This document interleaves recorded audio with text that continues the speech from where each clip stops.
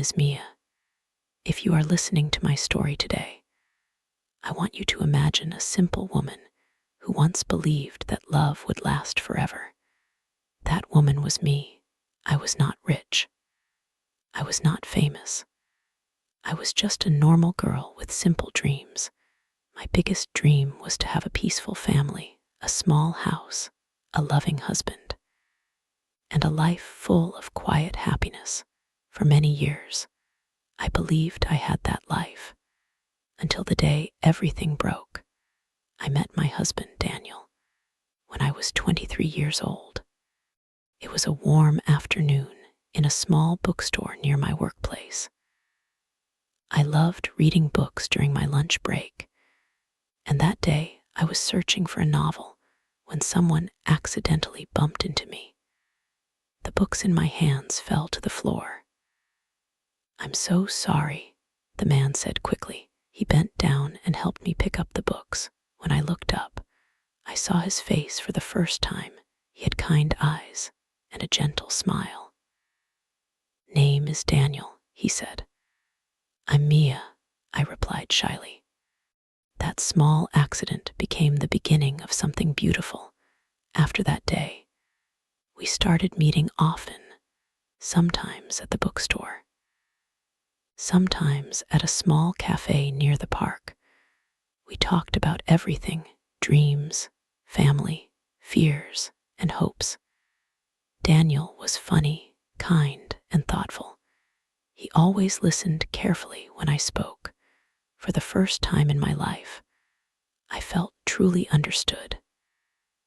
And slowly, we fell in love.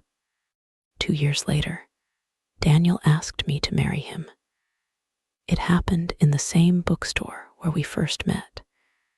He stood beside the shelf where our first conversation had started. His hands were shaking slightly when he took out a small ring. He said softly, "Will you marry me?" My eyes filled with tears. "Yes," I whispered. Our wedding was simple, but beautiful. We did not have much money, but we had love. And sometimes love feels more valuable than anything else. Beginning, our married life was full of happiness. We laughed a lot, we cooked together, we watched movies late at night. Even small moments felt special. I believed I had married the right man. But life has a strange way of testing people. And sometimes, love changes. After 3 years of marriage, Daniel got a new job. It was a good job with a higher salary. At first, I was very happy for him. But the job also changed our life. Daniel started working longer hours. Sometimes he came home very late. Sometimes he looked tired and stressed. Our conversations became shorter. Our laughter became less frequent. One evening, I tried to talk to him. "Daniel, you look very tired. Are you okay?" He forced a small smile. "I'm fine. Just a lot of work." But something inside me felt uneasy. I could feel a distance growing between us, like an invisible wall slowly rising. One night, Daniel came home much later than usual. It was almost midnight. I had been waiting for him for hours. When he entered the house, he avoided looking at me. "Where were you?" I asked quietly. "Work," he replied quickly. But something in his voice felt different.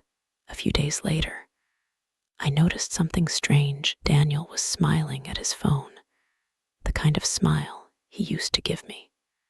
My heart started beating faster. "Who are you talking to?" I asked.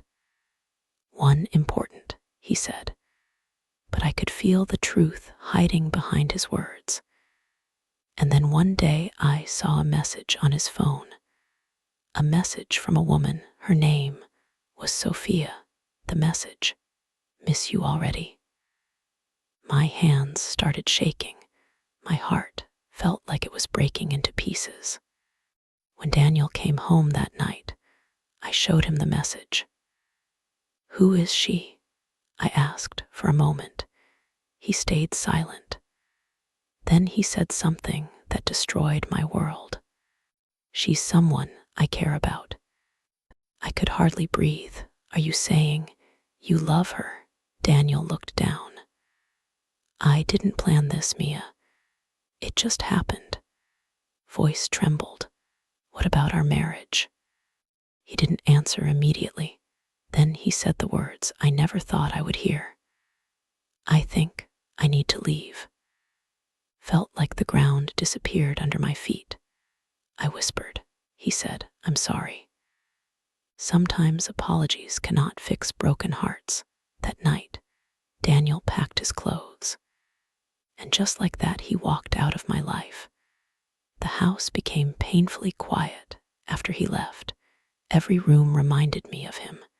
The empty chair at the dining table, the pillow beside mine. The silence was unbearable. Days turned into weeks, weeks turned into months. I tried to move forward. I focused on my work. I spent time with friends. But deep inside, the pain never fully disappeared. Sometimes at night, I wondered if Daniel ever thought about me, if he ever remembered our laughter, if he ever regretted leaving. But I never expected to see him again, until the day fate decided otherwise. It was raining heavily that evening. I had just finished work and was walking home with an umbrella. The streets were almost empty. As I crossed the road, I suddenly heard a loud sound. A car lost control on the wet road. People started shouting. Someone had fallen. I ran toward the crowd. And when I saw the injured man lying on the ground, my heart stopped. It was Daniel. When I saw the injured man on the road, my heart almost stopped. It was Daniel, my husband, the man who had broken my heart. For a moment, I stood there frozen in the rain. People around him were shouting, "Call an ambulance. Is he breathing?" Daniel's face was pale, and there was blood on his forehead. His eyes were closed. I forgot everything at that moment. I forgot the pain. I forgot the betrayal. I forgot the woman he left me for. All I could think about was one thing: Daniel might die.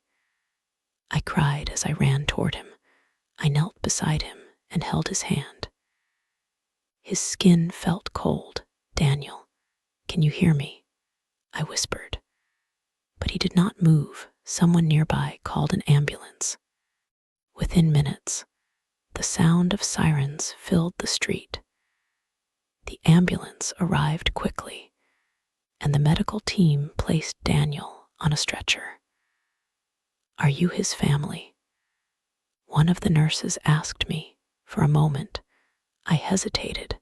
Then I said softly, "Yes, I'm his wife." Even though he had left me, the word wife still came out of my mouth. They took Daniel into the ambulance, and I went with them to the hospital. The hospital felt cold and silent.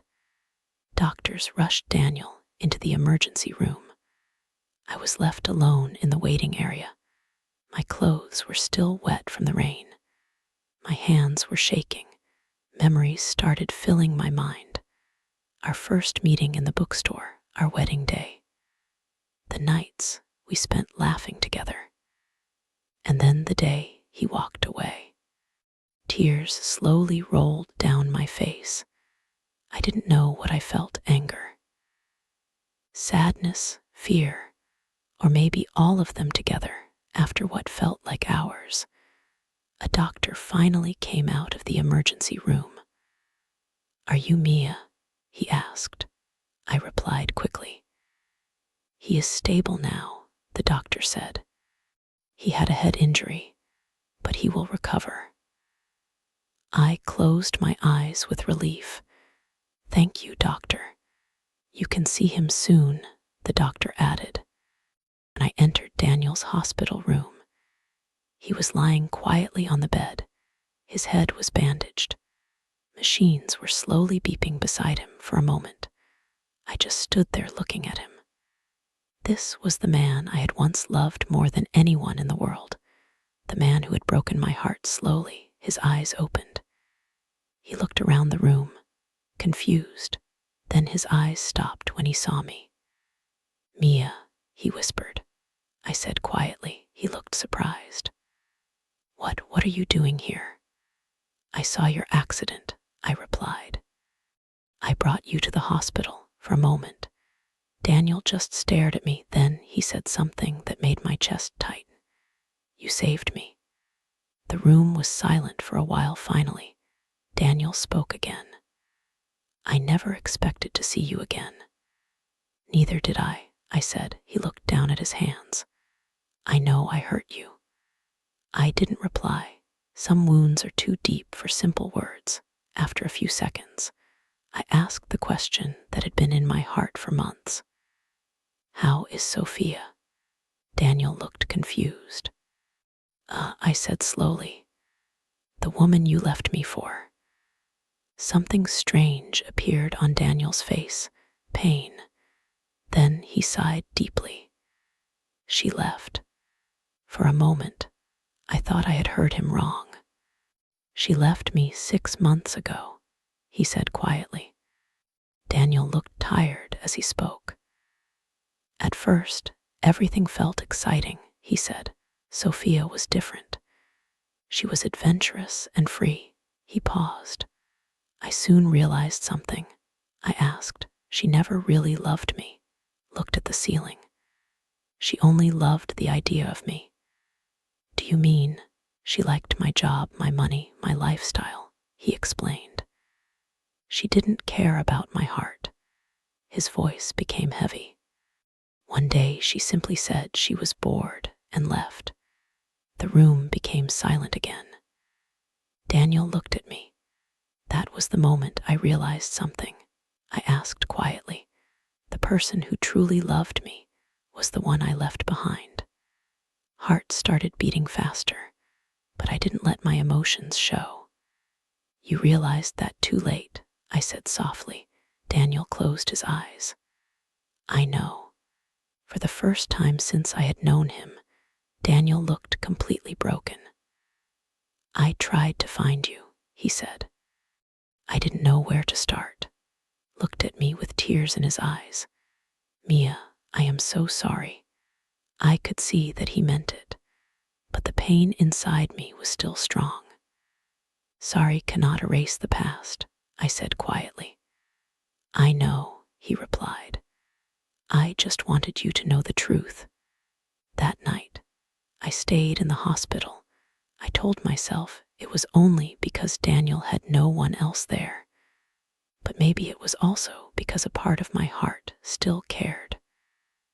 Around midnight, Daniel fell asleep. I sat near the window and watched the city lights outside. Life had taken such a strange turn. The man who once walked away from me was now lying in a hospital bed. And somehow, fate had brought me back into his life. But I still didn't know what the future would bring. The next morning, Daniel looked a little stronger. The doctor said he would recover in a few weeks. When I was about to leave, Daniel called my name. "Mia." I stopped. "Yes," he looked at me seriously. "I don't expect forgiveness." He took a deep breath. "But if life ever gives me another chance, I will spend the rest of my life proving that I deserve it." For a moment, I didn't know what to say. Then I simply nodded and left the room. But deep inside my heart, something had begun to change. Over the next few weeks, I visited Daniel sometimes at the hospital. At first, our conversations were short and careful.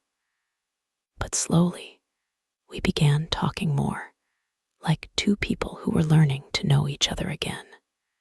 One evening, Daniel said something unexpected. Life gave me a second chance when you saved me. Looked at me with hope in his eyes. Do you think it could give our love a second chance too? My heart was filled with emotions, pain, memories, and something else, hope. But I didn't answer immediately, because some decisions take time, and some hearts need time to heal. A few weeks later, Daniel left the hospital. On the day he was discharged, he came to see me. We walked together in the small park near my apartment. The evening sun was soft and golden. Daniel stopped walking and looked at me. I know I don't deserve another chance. If you ever decide to give me one, I promise I will never break your heart again. I looked at him quietly, then I said something he did not expect. People make mistakes. Looked surprised. True love, I continued, is about learning from them. Filled his eyes. Does that mean? I smiled softly. Daniel, let's try again. Today, years later, our life is peaceful again. Our love is different now, stronger, wiser, because we both understand something important. Love is not perfect. People are not perfect, but sometimes, if two hearts are willing to forgive and grow, love can find its way back. My name is Mia, and this is the story of how my husband left me for another woman, but fate brought him back to me. You liked this story? Please like, share, and subscribe. Your support means a lot to me. I will be back soon with more stories to help you learn English.